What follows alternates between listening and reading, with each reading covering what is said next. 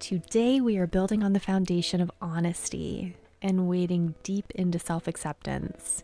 Here you will be challenged to be present in your body and environment so you can bear witness to your own perceptions, perspectives, and projections that have shaped the reality you are currently experiencing.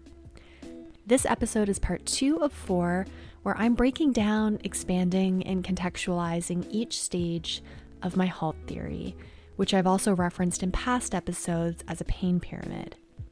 The Grand Rising experience exists to help you transform your pain into power and purpose, and HALT is how I've been guided to navigate this terrain with you. And if you want background on HALT, what it means and why I use it, I provide a more in-depth explanation in the episode Honesty, Acceptance, Loyalty, and Trust, which was released on September 22nd, 2023. And if you haven't listened to the episode before this, Honesty, highly recommend starting there first.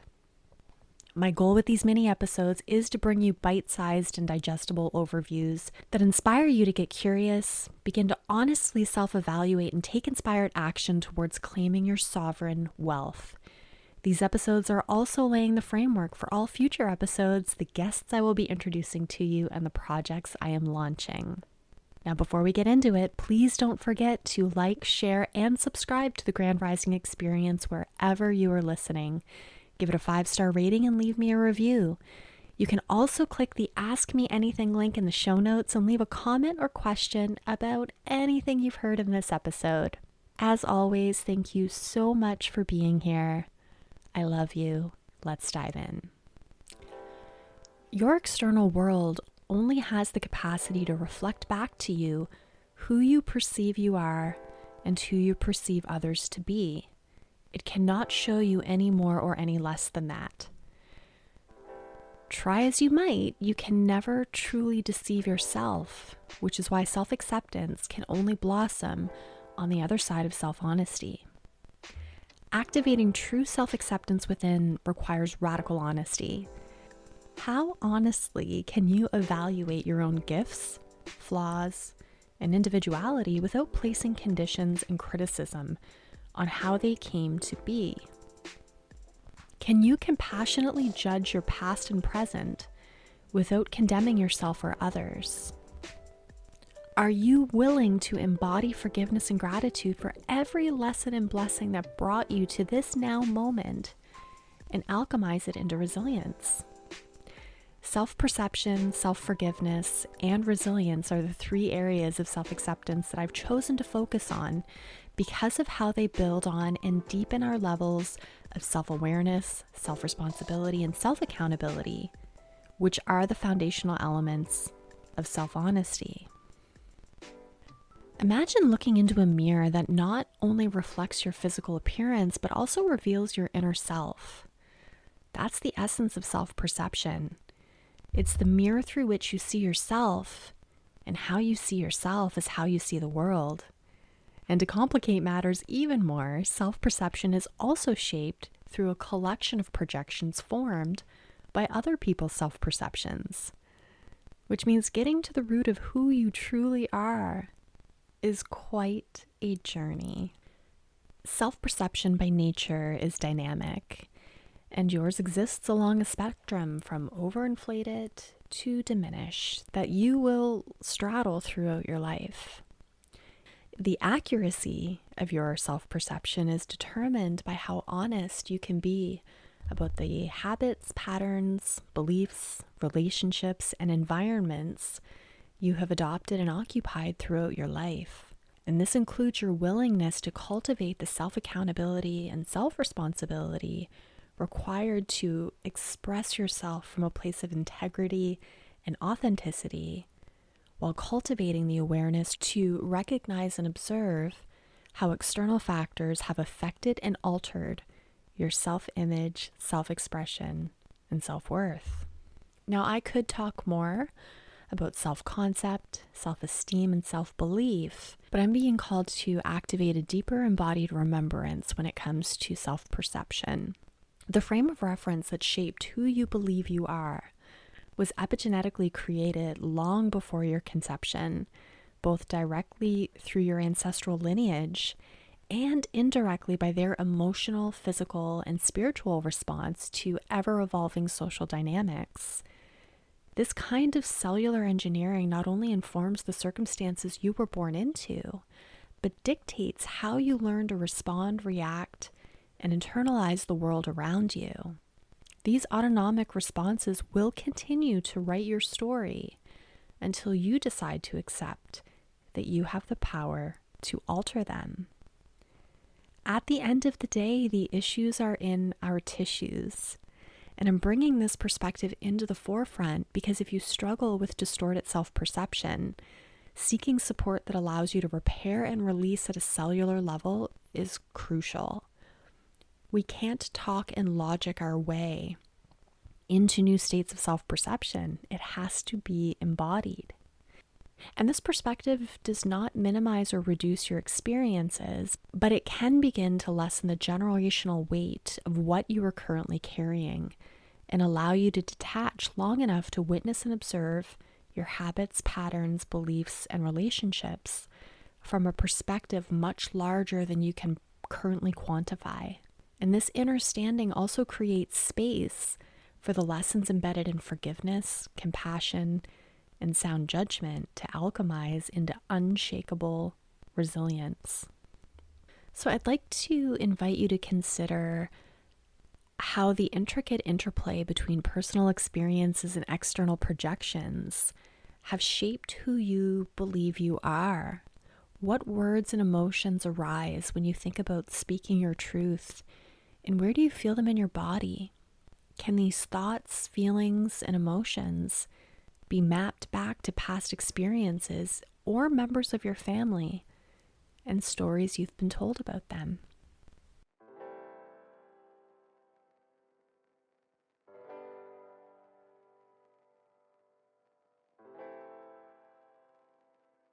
Self-forgiveness. Self-forgiveness and self-acceptance go hand in hand. One cannot exist without the other, because in order to achieve unconditional self-acceptance, you must accept yourself exactly as you are in this present moment.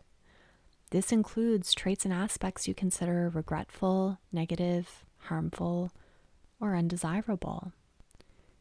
We all have pages and chapters in our story that we hope no one ever reads. Pages that hold our greatest lies, hurts, burdens, lessons, and losses.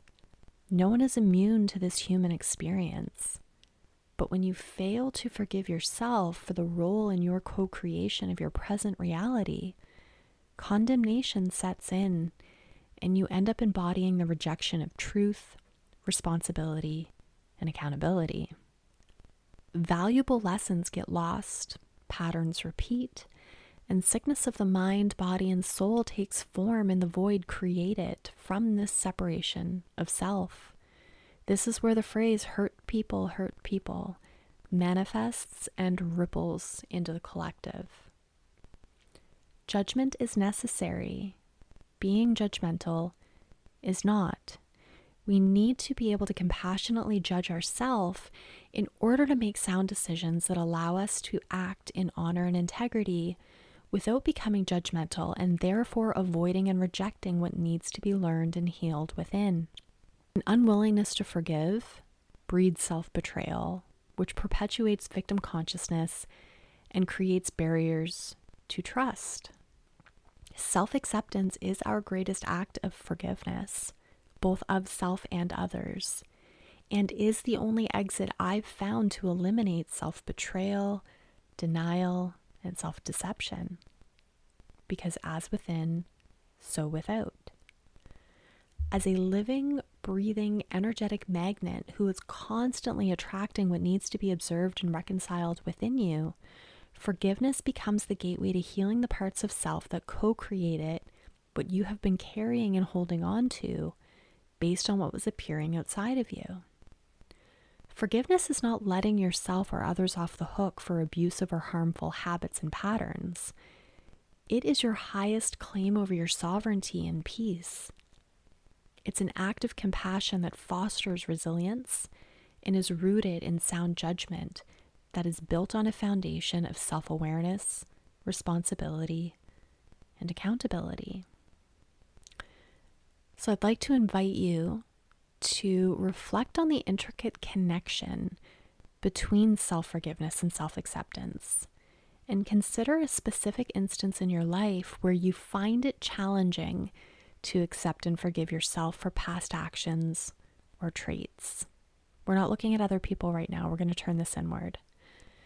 How might embracing self-forgiveness in this situation contribute to breaking patterns, foster healing, and reclaim your sovereignty and autonomy over your state of peace?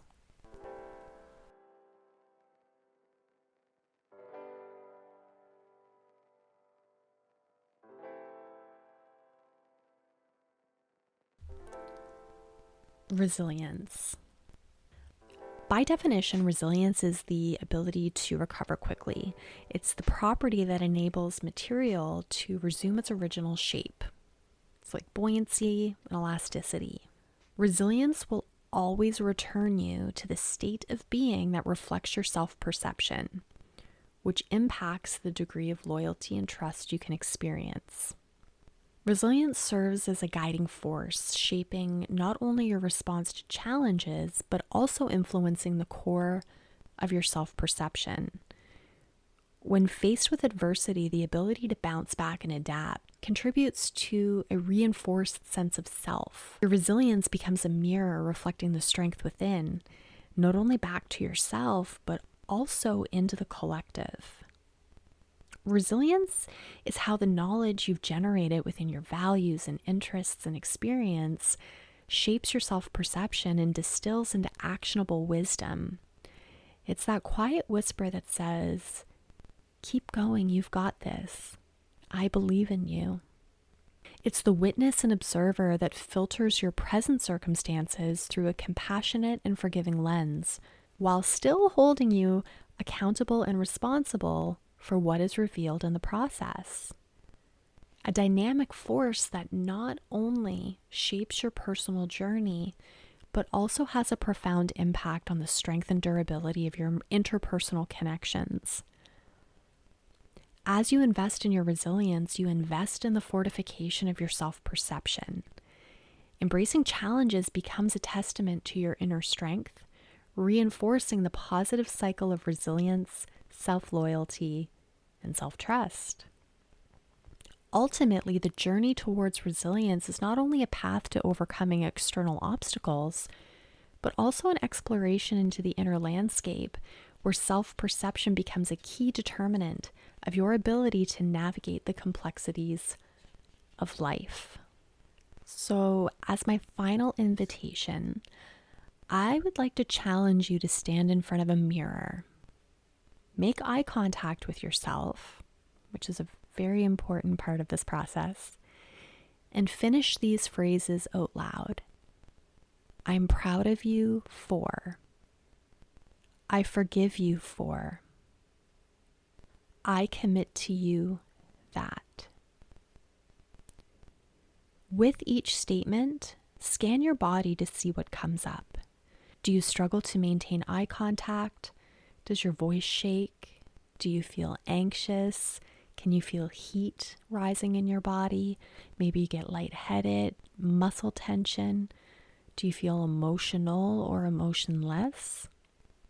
Which statements come easily? Which do you struggle with? Do you believe what you're saying? These questions reveal at an emotional, mental, and physical level how we move through adversity and the resilience we build in the process.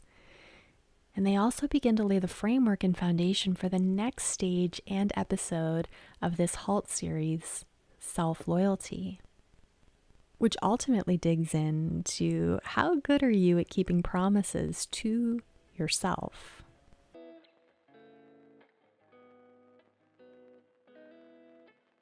To wrap this episode up, self-acceptance becomes non-negotiable once you embody the knowing that wherever you go, there you are, because you are the only common denominator of your life. That whatever you are not changing, you are choosing. And if you cannot be honest, accepting, loyal, and trustworthy with yourself first, you will perpetually feel victimized by everyone and everything around you. It is a radical reclamation of your story, because when you can accept yourself regardless of what shadows get illuminated or projected, and have the courage to keep learning and growing through the guilt, shame, pain, resentments, and regrets, you become an undeniable presence and lighthouse in your own life. If this episode struck a chord, please like it, share it, click on the Ask Me Anything link in the show notes, and join the conversation over on Substack. I would love to dive into this more with you and discuss your relationship with self-acceptance and expand on this episode. And in the next episode, we will continue to climb the HALT pyramid and move into self-loyalty. And we do this all in the pursuit of securing the self-trust that has the power to revolutionize the world as we know it. Until then, thank you so much for being here. I love you.